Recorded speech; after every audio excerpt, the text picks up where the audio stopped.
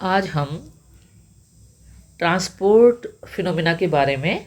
जानेंगे। Transport phenomena को समझने के लिए हम एक नॉन इक्विलिब्रियम लेकिन स्टेडी स्टेट सिस्टम कंसीडर करेंगे और किसी नॉन इक्विलिब्रियम स्टेट और स्टेडी स्टेट सिस्टम के लिए किसी भी फिजिकल वेरिएबल का उस सिस्टम के अंदर ग्रेडियंट होना ज़रूरी है, क्योंकि ये जो ग्रेडियंट है ये ही ड्राइविंग फोर्स की तरह काम करेगा, जिसकी वजह से इस ग्रेडियंट के साथ जो भी फिजिकल क्वांटिटी एसोसिएटेड होगी वो उसके साथ ट्रांसपोर्ट हो जाएगी। तो मान लीजिए अगर हम एक ऐसा सिस्टम कंसीडर करते हैं जिसमें कंसंट्रेशन ग्रेडियंट एग्जिस्ट करता है, अर्थात जो सिस्टम हम कंसीडर कर रहे हैं उसमें कंसंट्रेशन ग्रेडियंट एग्जिस्ट कर रहा है, जिसका मतलब है कि जो नंबर ऑफ मॉलिक्यूल्स हैं पर यूनिट वॉल्यूम उस सिस्टम के सरफेस के एक तरफ वो अलग है in comparison to number of molecules per unit volume उस सिस्टम के दूसरे सरफेस की तरफ। तो जब कंसंट्रेशन अलग अलग हो दोनों सरफेसेस की तरफ तो वहाँ एक कंसंट्रेशन ग्रेडियंट एग्जिस्ट करता है। तो इस कंडीशन में मॉलिक्यूल्स जो है वो एक जगह से दूसरी जगह पर मूव करते हैं, जिसका कारण ये कंसंट्रेशन ग्रेडियंट का एग्जिस्ट करना है, क्योंकि अगर कंसंट्रेशन ग्रेडियंट है उसी अवस्था में मॉलिक्यूल्स एक जगह से दूसरी तरफ मूव करते हैं और इस प्रोसेस को नाम दिया जाता है डिफ्यूजन प्रोसेस। यानी मॉलिक्यूल्स का कंसंट्रेशन ग्रेडियंट के कारण एक स्थान से दूसरे स्थान पर मूव करके जाना, यही डिफ्यूजन कहलाता है। अब हम एक non equilibrium steady state system consider कर रहे हैं जिसमें कि कैपिटल एन मॉलिक्यूल्स की नंबर डेंसिटी को बताता है और gradient of N concentration gradient को बताता है और जे फ्लक्स डेंसिटी है मॉलिक्यूल्स की। तो ये जो हमने non equilibrium steady state system consider किया है जिसके बारे में हम बात कर रहे हैं, इसके लिए हम एक इक्वेशन की फॉर्म में लिख सकते हैं flux density of the molecules J बराबर है minus capital D and gradient of N. Equation एक में ये जो कैपिटल डी है इसको डिफ्यूजन कोएफिशिएंट कहा जाता है और इस इक्वेशन को फ्लिक लॉ के नाम से जाना जाता है, यानी जिसमें आप फ्लक्स डेंसिटी को लिख रहे हैं minus diffusion coefficient and gradient of N. इसी इक्वेशन से जो नेगेटिव साइन है उससे ये बिल्कुल क्लियर है कि जो ट्रांसपोर्टेशन हो रहा है फिजिकल क्वांटिटी का वो ग्रेडियंट एन के अपोजिट डायरेक्शन में है। ये यहाँ इस नेगेटिव साइन का इंडिकेशन है।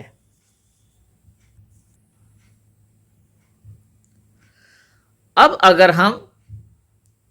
ये मान लेते हैं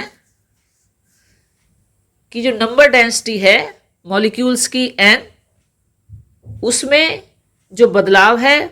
वह सिर्फ x डायरेक्शन में हो रहा है। तो अगर हम सिर्फ x डायरेक्शन में बदलाव कंसीडर करते हैं तो जो इक्वेशन 1 है उसको हम इक्वेशन 2 के रूप में लिख सकते हैं। j component of j in x direction, यानी जब बदलाव x डायरेक्शन में ही हो, will be equal to minus D and D by D X of n, यानी ग्रेडियंट ऑफ n, यानी n में जो चेंज है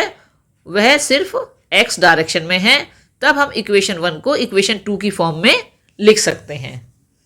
ये जो डिफ्यूजन कोफिशिएंट है यहाँ पर d हमारे पास, इसकी यूनिट्स होती हैं मीटर स्क्वायर पर सेकेंड,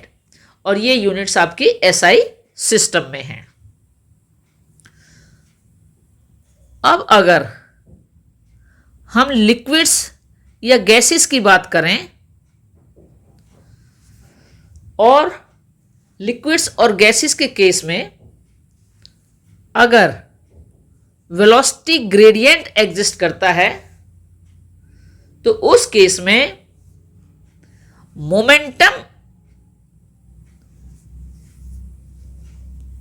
जब मॉलिक्यूल्स एक जगह से दूसरी जगह जाते हैं तो उनके साथ मोमेंटम भी जाता है, यानी वो अपने साथ मोमेंटम कैरी करते हैं। तो ये अवस्था कब है? जब हम लिक्विड्स और गैसेस का केस कंसीडर करें और जहां की एक वेलोसिटी ग्रेडियंट एग्जिस्ट करता है। तो उस केस में जो मॉलिक्यूल्स हैं जब वो एक स्थान से दूसरे स्थान पर मूव करते हैं तो वो अपने साथ मोमेंटम भी कैरी करते हैं, और यहीं से विस्कोसिटी का फिनोमेना भी आता है। फ्लो ऑफ मोमेंटम, जो मोमेंटम का जो फ्लो है वह वेलोसिटी की डायरेक्शन में होता है और परपेंडिकुलर होता है टू द वेलोसिटी ग्रेडियंट, यानी जिस डायरेक्शन में मोमेंटम फ्लो कर रहा है वो डायरेक्शन वेलोसिटी की ही डायरेक्शन में होती है, लेकिन अगर हम वेलोसिटी ग्रेडियंट के विद रेस्पेक्ट टू देखते हैं तो वह परपेंडिकुलर टू वेलोसिटी ग्रेडियंट होती है। तो इसको समझने के लिए हम एक एग्जाम्पल के रूप में एक गैसियस सिस्टम कंसीडर करते हैं, जिसमें कि हम ये मानते हैं कि गैस फ्लो कर रही है अलोंग एक्स डायरेक्शन। तो एक्स डायरेक्शन अगर गैस का फ्लो है तो वेलोसिटी ग्रेडियंट जेड डायरेक्शन में है, जैसा कि फिगर 1 में दिखाया भी गया है। तो फिगर 1 को हम यहां पर देखें, ये देखिए जो वेलोसिटी ग्रेडियंट है वह आपका जेड डायरेक्शन में है।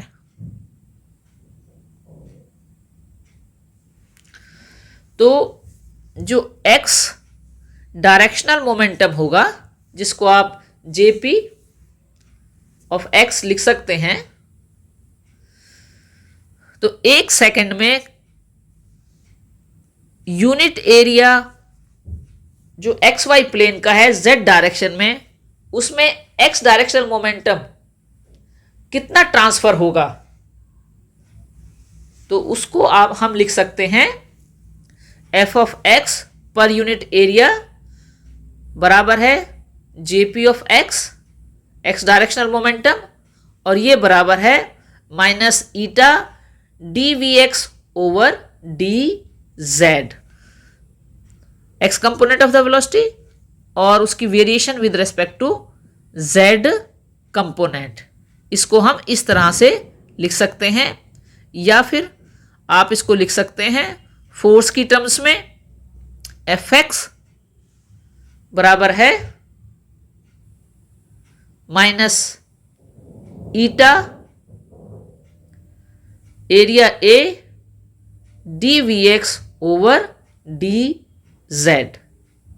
यहां पर जो ईटा है उसे कोफिशिएंट ऑफ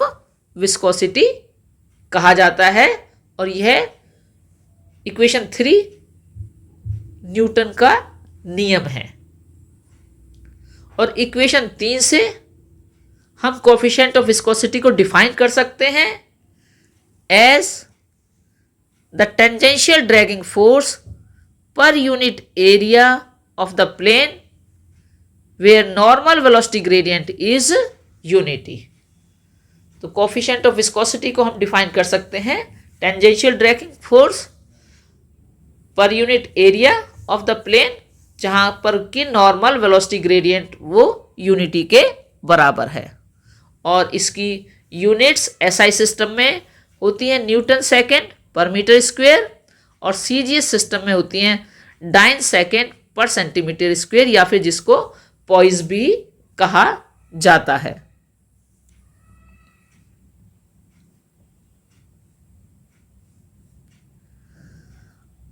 अब अगर हमारे पास इस तरह का non equilibrium steady state system है जिसमें कि टेम्परेचर ग्रेडियंट एग्जिस्ट करता है, तो जिस तरह से हमने वेलोसिटी ग्रेडियंट का केस देखा है उसी तरीके से हम एक non equilibrium steady state system की बात कर रहे हैं जिसमें टेम्परेचर ग्रेडियंट एग्जिस्ट करता है। तो इस केस में थर्मल एनर्जी ट्रांसफर होती है in a direction perpendicular to the isothermal surface. Isothermal surface के परपेंडिकुलर डायरेक्शन में थर्मल एनर्जी ट्रांसफर होगी अगर हमारे non equilibrium steady state system में टेम्परेचर ग्रेडियंट एग्जिस्ट करता है। तो thermal energy crossing unit area पर सेकेंड या थर्मल एनर्जी फ्लेक्स क्या होगा, जिसको कि हम जेटी से रिप्रेजेंट करेंगे।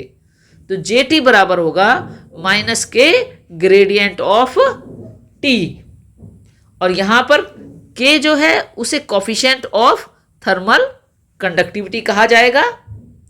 और इस ट्रांसपोर्ट फिनोमेना को थर्मल कंडक्शन के रूप में जाना जाता है। और इक्वेशन 4 को फोरियर लॉ के रूप में जाना जाता है, यानी इक्वेशन 4 एक तरह से फोरियर लॉ की स्टेटमेंट है। सिस्टम के अंदर अगर हम ये माने कि जो टेम्परेचर ग्रेडियंट है वह एक्स डायरेक्शन में है, यानी dt ओवर dx, तो उस केस में जो थर्मल एनर्जी ट्रांसफर होगी यूनिट एरिया से जो कि परपेंडिकुलर है to the temperature gradient in 1 second, अर्थात जो एनर्जी फ्लक्स डेंसिटी जिसे हम कह सकते हैं वह होगी Q ओवर A बराबर है JT x component variation in x direction, this is equal to minus K D by D X of T, और इसको आप लिख सकते हो Q बराबर है माइनस के A D T over D x. तो यहां पर K को कोफिशिएंट ऑफ थर्मल कंडक्टिविटी कहा जाता है, और ये रिप्रेजेंट करता है thermal energy crossing unit area of the plane when normal temperature gradient is unity. तो यहां से हम कोफिशिएंट ऑफ थर्मल कंडक्टिविटी को डिफाइन कर सकते हैं। तो के बराबर होगा आपका, ये बताता है कि thermal energy crossing unit area of the plane जबकि नॉर्मल टेम्परेचर ग्रेडियंट यूनिटी होगा, और इसकी यूनिट्स होती हैं जूल पर MSK, मीटर सेकेंड केल्विन। तो ये आपकी कोफिशिएंट ऑफ थर्मल कंडक्टिविटी की यूनिट्स होंगी। तो आज हमने देखा किस तरह से ट्रांसपोर्ट फिनोमेना होता है सिस्टम्स में, और किस तरह से वेलोसिटी ग्रेडियंट और टेम्परेचर ग्रेडियंट फॉर्म होते हैं, और उनसे एसोसिएटेड जो फिनोमेना होता है वह हमने आज के लेक्चर में जाना।